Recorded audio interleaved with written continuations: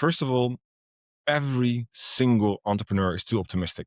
Their revenue forecast, the dreams they have, everybody's too optimistic. Everybody thinks they can reach the moon or they're the one who's going to make it work in this very difficult market. They're all too optimistic. And I think that's the nature of the beast. If you're not insanely optimistic, you probably shouldn't become an entrepreneur because you have the statistics against you. The second is people think they can do things faster than they can and cheaper than they can. So people might think that they can hit 7 figures in revenue with very little marketing spent. Or in the restaurant business, maybe they can spin out a franchise without investing an absolute shit ton of money in marketing and legal.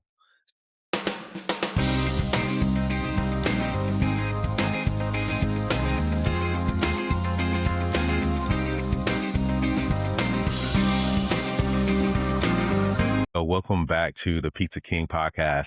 I have a special guest, Rob Te Braake from Inside Matters. Guys, get your pen and pads out for this one because Rob's going to give us a mini masterclass on not running out of cash in your pizzeria. No, I'm kidding. Rob is a CFO by trade, but has an extensive background as an entrepreneur and a mentor to business owners, not unlike you and I. So please, do us a favor, stick around, listen to the story from Rob and enjoy. Rob, thanks and welcome to the podcast. Thank you, sir. Tell us where you are and what you do. So I am originally from the Netherlands, but I'm based in Portugal at the moment. And I run Inside Matters. We are a fractional CFO and accounting firm. And we mainly work with online businesses, but my personal background is much more in the offline industrial businesses as well. But basically, we take over the whole management side of finance. So everything from the bookkeeping to the reporting, to the planning, to the strategic decision-making part of the finance. I got to think that outside of social media, managing finances is one of the things that entrepreneurs hate doing the most. Right? It is in 99% of the cases the afterthought. Everybody cares about how much tax they need to pay. Everybody cares about how much profit they make. Most entrepreneurs don't like to put in the hard work and actually have the discipline to review things on a weekly or a monthly basis. What was it about that side of the business that pushed you to start Inside Matters? So before this, I was the minority owner of a different business in China. I used to live in China for a couple of years, and I stepped out of that one because that was not going anywhere. We've survived for 7 years, but it barely paid the rent. I stepped out of that one, and I still had rent to pay. So I started working as a finance coach, basically for a couple of friends of mine who had their local business. And that kind of got out of hand. It turns out that I'm better at advising people than at running my own business. I like that. So you learned some lessons in that 7 years in China where you were, I guess for lack of better term, spinning your tires there, right? Yes. What was it about that time that kept you in it for 7 years until you finally decided to say, no, this isn't working? I think that you probably recognize, and hopefully most listeners recognize, if you're an entrepreneur, you believe in your business, you believe in your product, you believe in the opportunity that it's there. And I think if I look back, the opportunity was there, but we were incredibly naive in how we executed on it. So we had amazing plans. We had great businesses. We bought technology in Europe. I think they were all good ideas. The execution was just not there. And we were naive enough to think that we could make it work. And after 7 years, I figured we couldn't. My business partner thought we still could. So he continued the business and I stepped out. Yeah. Did it work out? I mean, I'm guessing it worked out for both of you, right? I don't follow the business in great detail. I think they're still not as much of a hockey stick as they would like to be, as we thought it could be originally. For me, it has worked out because Inside Matters, we're doing well. And that was a location specific business. Now my team is fully remote, so I can live anywhere. I can travel anywhere. So I have all the freedom that I was looking for. As you were starting to advise friends and other business owners, what were some of the biggest mistakes that you were noticing or having to advise on from entrepreneurs and founders? I think there's a couple of things that stand out. First of all, every single entrepreneur is too optimistic. Their revenue forecast, the dreams they have, everybody's too optimistic. Everybody thinks they can reach the moon or they're the one who's going to make it work in this very difficult market. They're all too optimistic. And I think that's the nature of the beast. If you're not insanely optimistic, you probably shouldn't become an entrepreneur because you have the statistics against you. The second is people think they can do things faster than they can and cheaper than they can. So people might think that they can hit 7 figures in revenue with very little marketing spend. Or in the restaurant business, maybe they can spin out a franchise without investing an absolute shit ton of money in marketing and legal. So the optimism of how much effort and money things take, that's across the board, regardless of the industry, regardless of the nationality, it's everywhere. It's going to cost more than you think it does. It's going to be much harder than you imagine it to be, and it's going to take longer. Yes. That's just the reality of business, right? How do you, for example, and I'm sure you work with a lot of, emerging companies and new products. How do you properly forecast something that doesn't necessarily have a market yet? So for a new business, that's very difficult. I mean, if you're having one branch and you're opening a second one, it's already a lot easier. The first one, you're going to be wrong. And that's unfortunately the reality. So it's not about how do you forecast, it's about how do you learn to forecast more accurate. And that starts with reviewing, ideally on a weekly basis already, what do you expect to have as revenue? Or how many people do you expect to get through the door? And then at the end of the week, review which days was I accurate, which days was I wrong. And all of them are going to be wrong. And that's fine. But it is learning and iterating and getting slowly but steadily more accurate in the forecast. The first week, you might be off by 100%. The second week, hopefully by 70%, and then maybe 50%. And along the way, the discipline of reviewing will make you more accurate in your forecasts. You're speaking my language. I constantly push for a weekly review of financials, not waiting on a month end profit and loss statement because there's very little time to react to that. It sounds like, and you come from that same school of thought where we use financial tools as tools for change and tools for operational, adjustment. Yes. And I think that's critical because finance is the only place in the business where everything comes together. If you have $1,000 in the bank, you can pay your staff, you can buy produce, you can spend it on marketing. All of those might be good uses of the funds, but you have a limited amount of money in the bank. So you have to be very deliberate on what to spend it on. So you have to be on top of that. It's the only thing that connects every single part of the business. Why is it important to have someone to help you with finance? I understand that a lot of small businesses are probably trying to do things on their own, right? And maybe they don't see a need for an accountant or CPA, or, as they grow a CFO, even a fractional CFO. Why is it important to try to have someone involved in that process earlier rather than later? I would actually slightly adjust it. I don't think it's important to have somebody involved, but somebody needs to own it. Okay. And if you as the owner are comfortable with it, you don't need help because especially in a small business, it's not rocket science. It's the discipline of being on top of it and being true to yourself. That might already be enough. If you're not fully comfortable with it, having a sparring partner, somebody who is independent with a fresh eye, who can just be bluntly open and true, is a very powerful conversation. Somebody who can look at it with a fresh look and see what's going well, what's not going well. Where are you above target? Where are you below target? That conversation will probably lead to very different decisions that you're making. And again, in a small business, it's not rocket science. And you don't need to spend 10K on a fractional CFO. I mean, I would be happy if you do, but you really don't have to. Just having a conversation once a month, once a week, depending on your business or how your level of comfort, may be enough to actually really have a change in trajectory. Nice. What numbers or metrics are most important to track, and what are some of the things you've seen folks waste time and energy on? But the latter one is the easy. Vanity metrics are all over the place. Number of Facebook followers, number of likes on your Instagram post. It's all vanity. It Can't doesn't put it pay in the the bank. bills. Exactly. You can't go to your team and say, I'm going to pay you an Instagram likes this week. In the end, revenue is a bit of a question. I find revenue a little bit of a vanity metric. In the end, it's about gross profit, net profit, and cash flow. Those are the three that matter more than anything else. And gross profit is your revenue minus all the direct costs of the sales. So your ingredients, your food, your labor, your wait staff, etc. Whatever stays after that, gross profit, that's a really important one. And your net profit is your gross profit minus all your overhead expenses. So your rent, your admin cost, your marketing cost, all these kind of things. And cash flow is just what's the beginning of a bank balance and what's the bank balance at the end of the week or the month. And that is the most difficult one, especially in these kind of businesses. It's a very difficult one to manage. And that's why that's the most important one to actually stay on top of.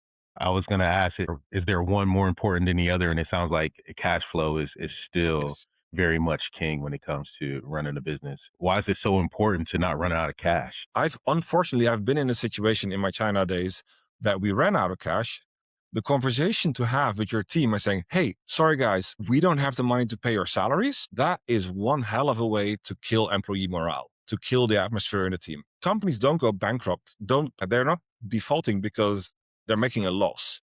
A lot of these big tech companies, they've never made a profit and they're all still around because their cash flow is okay. They keep getting new investor money in or whatever. There's money in the bank to pay everybody that needs to be paid. So that's the number one thing that's going to make the difference between succeeding and failing. And in a lot of businesses, especially inventory heavy businesses or businesses with occasional big cash outflows, staying on top of that and managing that and predicting that is critical. If you want to renovate your restaurant 2 years from now, you better start putting money aside for that. Because if you don't, 2 years from now, all of a sudden you don't have money to pay for that renovation, or you have to borrow it, which comes at typically at pretty high cost. Yeah, and I think that's kind of leads into my next question. A lot of times we see, lenders and partners, I guess they would call themselves, ready to. There's always somebody ready to infuse cash into your business. Sometimes it's good. A lot of times it's, in my opinion, it's predatory. How do you Yes. how do you advise on where to take funds from if you get to that point, or if you should take funds at all? Or maybe it's time to say, maybe this isn't going to work. We haven't had cash flow in 12 months. Maybe it's time to pack it up. How do you advise on situations like that? You never, ever want to take external funding for things that are not going to add revenue. So I know that sounds a bit abstract or a bit vague. If you have to purchase your ingredients or you pay for your inventory with money that you borrow, that's a problem because that just adds directly to the cost of your inventory and your cost of sales. If you're wanting to do a big renovation, there's plenty of reasons why you should be okay or why it could be okay to work with external funding. But the cost of that, you have to be very, very aware of that. And like you say, most of the players in that kind of field, and I'm saying in the e-commerce space, I see it a lot. And I think in the restaurant business, it's the same. There's a lot of people that offer you very easy access to money. Mm-hmm. But if they offer it very easy, that means that they're not doing a proper check. That means they're taking more risk and you are going to pay for that. Yeah, I mean, and it comes in a way of daily payments or high interest payments, and it is, to me, it kills all chances of cash flow. Absolutely. I've seen companies being lured into structures where they were effectively paying 40% interest per year. I'm sorry, that is just absolutely insane and predatory. So if you really need money, make sure you understand the terms. And if you're having to choose between that kind of terms or not doing it, probably not doing it is the better option. Couldn't agree more. As you're working with owners and entrepreneurs, where do you see them leaking money without really knowing it? Like, there's always seems like there's always a leak somewhere in the boat, and sometimes it goes unnoticed. Where do you see it the most? I'll get to that in a second. On the previous one, especially if you have to sign a personal guarantee, run away. Because Personal guarantee, if don't do it. yeah, because if the business goes belly up, that sucks. But if that also means you personally go belly up, that is a risk I personally would not be comfortable with. Like, let me put it like that. I can't tell others what to do, but I would not be comfortable with that. On the leaking part, there's always the typical things where you are paying for inefficiencies. So you have staff on hand because you're expecting a busy period and it's actually not as busy. So you have staff waiting around, not doing anything. Utilizing those hours for other tasks solves part of that. In the online space, tools that you're paying for but not using, where you are on too high of a tier or you're Having too many seats, those are very typical ones. Payment processor fees is a typical one where people just have an expensive option. And ideally, you have the customer pay any credit card fees. That just adds 30% instantly. And if you're profitable, tax, like not optimizing for tax, not managing tax is also a typical one. Now, I'm not a tax expert, but if January 2026, you're going to think about 2025 taxes, you're too late. So preparing for that, by October, you should know if you're going to be profitable or not. Start talking with your tax advisor on what you can do to optimize for taxes. What's is there a difference between good revenue and bad revenue? Yes. And there's different ways why revenue can be bad. If revenue comes from really bad clients, where your team is over-servicing, or your team gets burned out, or your team just starts to hate their job, that's really bad revenue. Because even though that particular client at that point might be profitable, if your team starts to resent their work, that kills other revenue, because clients and customers will notice that. Yeah, I think that's the biggest one. And bad revenue, if you have to give away too many discounts, or people that that's don't kind of where. appreciate your... I think that's where I was going with it. In the restaurant space, we work a lot with third-party vendors, and they charge very very big commissions on those sales. And I think there's some need for it because there's exposure on their platforms and there's marketing that comes with it. But when it costs 25, 30, 35%, and in a lot of cases 40% higher, it feels like it's not worth it at that point. That depends on your gross margin. If your gross margin is high enough and it's a sale that you otherwise wouldn't get, fine, I'll pay 30%. But in the restaurant space, I am not under the impression that a typical margin is 60, 70, 80%, so that you can afford to pay 30%. Yeah, typical margin after prime costs, 30%. Exactly. And then paying 30% of revenue, it's a losing transaction. Leaves you with zero profit. Then you're very busy, but you're not making anything on it. Yeah. So it becomes almost another vanity metric, right? Where you see big top line sales, but there's no profit behind it. That's not business. That's just busy. That's very busy. And if you're running a business and you have, let's say, 2 million in revenue, but you break even, you're one bad decision away from losing tens, if not hundreds of thousands. So revenue is great, but profitability is what pays your salary, is what pays your team, is what builds the value. So if you're having those kind of vendor costs, see how you can pass it on. Yeah. I think that's part of the strategy too, is to build it into pricing and try to pass some of that on to the customer.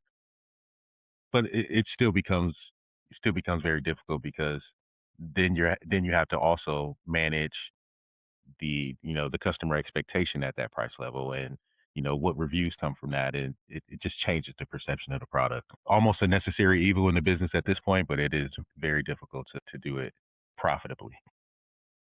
You spoke about... It requires educating your customers, and that is not always easy, because they don't understand the cost that you're making. They just see the price that they're paying, and they completely forget about your rent, your staff, your furniture, your inventory cost. It's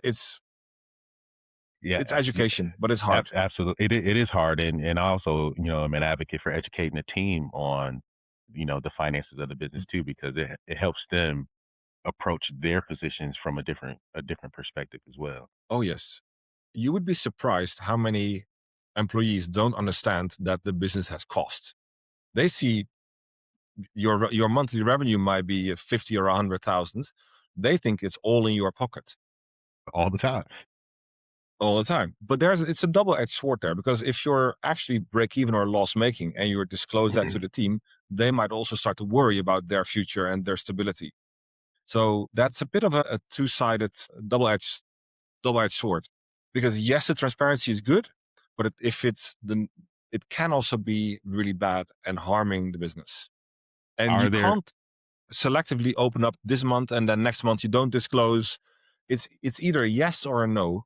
So we've always been very careful in too much, in disclosing too much. Well, yeah, I would say, are there best practices on, how far behind the curtain you let your team into? Like, how much do you really show them and teach them so that they understand there's cost and there are, other parts of this business they don't that come from their job function, but are supported by their jobs too. It's like, I need you to be here. I need you to upsell these products. I need you to help us generate more revenue because it costs us to have these lights, run this equipment or to, have extra staff on. Is there balance, or are there best practices on how much you should share versus not share? I think it depends a lot on identity and the culture in the team. But Right. typically, I would say, especially if you want to disclose enough that they know why what they're doing matters and the impact of it. So typically, I would say disclose up to gross profit and gross margin. Okay. Show them the revenue, show them the direct cost, the cost of sales, and the gross profit, and explain which kind of profit, either in dollars or percentages, you need to be sustainable. I wouldn't even say break even, but to be sustainable. And that has to have a reasonable profit margin in there. Yeah. Well, that's very simple to calculate on a weekly, even daily basis if you have to. I like that. Yeah, on a daily, yeah, because you know your food costs, Mhm. you know your rent, you know your staff costs. So on a daily basis, you can already elaborate that. Yes. So I think, just thinking about restaurant operations, if we were just tracking sales versus labor or sales versus cost of goods sold, that's an easy one to set targets and metrics for the team and keep everybody motivated and engaged. You spoke about, profitability and being the guide to an owner's salary. I wanted to touch on that a little bit because also we see owners who are withholding salary in the way of, reinvesting in the business. At what point does an owner decide that, okay, I can take more salary, or I need to hold off salary and reinvest more in the business? I would never suggest an owner to withhold the salary. If you're going to reinvest it, I would really prefer you pay it out and then lend it back to the company. Tax wise, that might not even be the best strategy, but mentally, putting the money back into the business feels very, very differently than leaving it in and never paying yourself out. And in the end, so it depends a bit on your plan and your forecast for the year. If the business can't pay yourself a somewhat reasonable salary, you really want to question, like, what am I doing wrong? Is this business even sustainable? Because I've been in a situation where you have to make that trade-off, Hmm. but that is usually an indication that there's a problem with the business. So I think in that situation, the question is, do you have a path out of that? That this is a very temporary situation and temporary discussion, but in the next 3 or 6 or 12 months, that's solved and you can pay yourself and reinvest? If you don't see that path, that kind of suggests to me the business is not viable and I would definitely not want to reinvest. So you have to understand the signals, right? Yes. Because the business, if you're not getting paid, you keep investing, you keep putting money in. And especially in the early days, you probably have to. But at that point, you have a path towards why you think that's worth it. If the business has been around for 10 years and you're still not paying yourself a reasonable salary, maybe that's not the best business to be in. Absolutely. Understood. Have you ever, on the flip side, have you seen a business that has grown too fast? Yes. How do I put this nicely?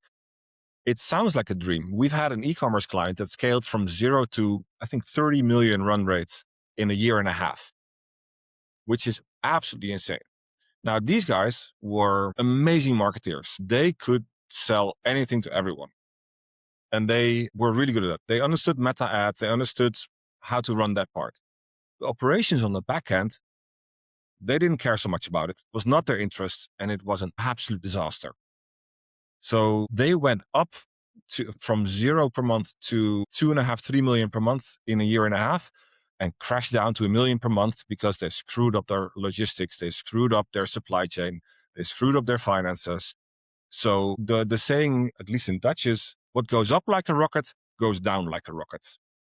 So if you grow so fast that it's uncontrolled, hit the pause button, because if you stabilize at that point, it feels like defeat and it feels like you're missing out on the opportunity. But actually what you're doing is protecting and ensuring that you can actually get the foundations in place because a business at 10, 20, 30 million is a completely different animal than at 1 million. Absolutely. Not that I understand what a $30 million business is. Neither did they. And that was exactly the problem. If they would have controlled the growth a bit more or hired heavyweights that have that experience to run the operations or the supply chain, they would not be in the crashing situation. A lot of what we do and what we teach is built on mindset, routines, building habits, and really trying to set ourselves up for long term. What are some financial habits that would create stability early and really help somebody in the long run? I think the most important thing is really what we touched on earlier already. Make a plan for the next month or next 6 months or next 12 months and review every week and every month. Not because to punish yourself that you're off, but to really understand why you were off, which part of your plan was wrong. Did you underestimate how many people would walk in? Did you overestimate the consumption of certain products? But really try to understand where your forecast was wrong and do it a little bit better next time. You're not going to be perfect, not even after 5 years. But the more you train that muscle, the more accurate your forecast will become, the lower your risk and the higher your profit. I love it. I love it. How do people learn more about if someone's not ready to hire a CFO or even a fractional CFO at this point? How do they at least arm themselves with the right information to manage their businesses? So I think the book that might be very suitable for people listening to here is Profit First. It's really Mike Michalowicz, I love that book. exactly. One It's of a my bit of a favorites. reframe on how you look at your finances. I have some complaints about the book, but in general, the 80-20 of it is really, really solid. Prioritize the profit and make sure you fit your cost into the part in the money that's left, rather than taking the profit as the afterthought. Really force yourself and force the company to run at a profit so you can control the risks. Yeah, I did find it. There's a hard accounting system to manage initially, but I did like it. I did like that one. It is hard to manage, but more and more banks allow for automatic rules and multiple different Yeah. pockets, so it is getting easier. It used to be an absolute manual nightmare. Now, with a lot of these fintech banks, it's relatively easy to set up the rules of every dollar, 20 cents goes to this account. Yeah. Absolutely. That's great advice. And I'll drop a link to that one on Audible in the show notes because that is a really good book. We hadn't even talked about that one yet. Good call. What other information would you like to give the audience out there? How can they learn more about what Insight Matters does and how you work with companies, even if they're, maybe interested in e-commerce, or maybe they're working for a big tech company or something like that. How do they learn more about what you guys do at Insight? The easiest way to learn more about what we do is just on the website, financeinsightmatters.com. If you want to reach out, I'm always happy to talk. Just go to connectrob.com. I'm always happy to have a call to just bounce off ideas, run you through some of the things that you're facing in your business. No strings attached, no sales call. I just love what we're doing. I just love the stories of all the entrepreneurs in different fields. Reach out, schedule a call. Always happy to talk. You have a favorite pizza? I'm going to make so many enemies with this answer. My wife has been experimenting with more like lower carb dinners, and she's been making cauliflower pizza. So with a lot of cauliflower in the dough, which when she told me about it, I was pretty appalled by it because it sounds horrible, but actually it's really nice. It is really But good. I'm still probably going to make a lot of enemies with that here. Well, some will say it's not really pizza. I like It's it not. too. There's some good ones out there, and it's a different take on pizza, but Yeah, very we healthy. probably shouldn't call it pizza, but at home nobody will check. There it is. He's a fan of the cauliflower. I like the attention to health. All right, Rob, thank you so much for joining us today. We'll link your site and everything in the show notes. I think we all have a lot to learn when it comes to managing the finances, but I love the approach of just start small, start weekly, start tracking some things, and really build on your habits and get better with time. And then reach out for help when you need help. Don't think you got to go at it alone. Exactly. Thank you so much for joining us. Thank you. It was a pleasure. This was really fun.